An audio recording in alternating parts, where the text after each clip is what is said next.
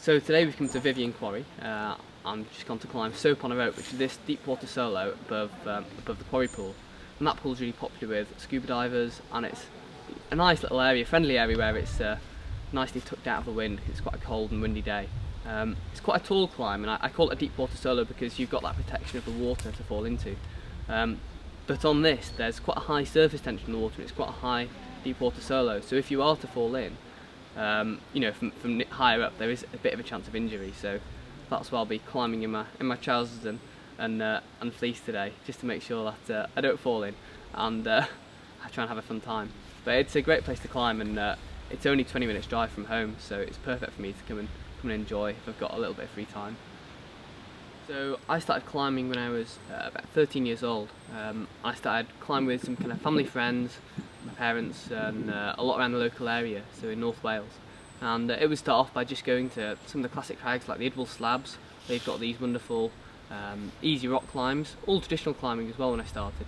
And then from there it just progressed to doing, you know, more of the amazing trod climbing around North Wales and sport climbing, and then that developed into winter climbing, and before I progressed to the Alps and to some big walls and greater range of stuff. So that's how I started.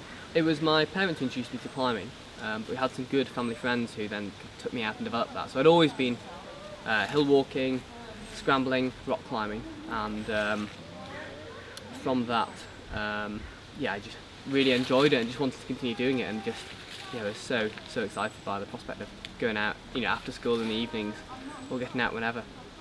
So this winter I'm moving out to Samwan, near to Chamonix, for the season to go skiing.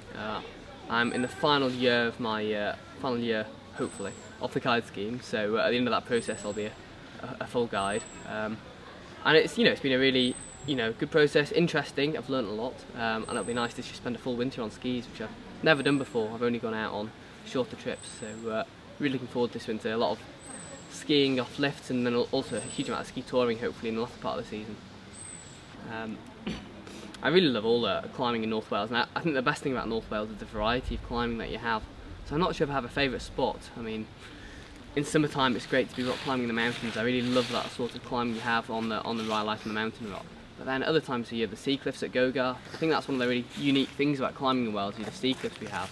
So you've got Gogarth over at Holyhead, you've got the sea cliffs in Pembroke, which are amazing, and then of course you've got the slate quarries like where we are today, which have got a really unique climbing style, very quick drying, which is perfect for North Wales and their position because it is a fairly wet area. Yeah, and it's just a load of fun climbing there, really.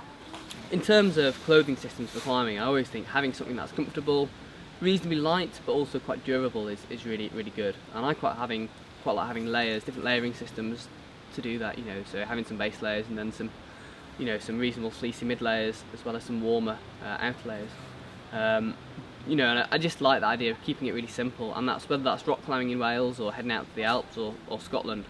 You know, nothing kind of too revolutionary, too kind of crazy an idea, but something that works really well, and that's tried and tested.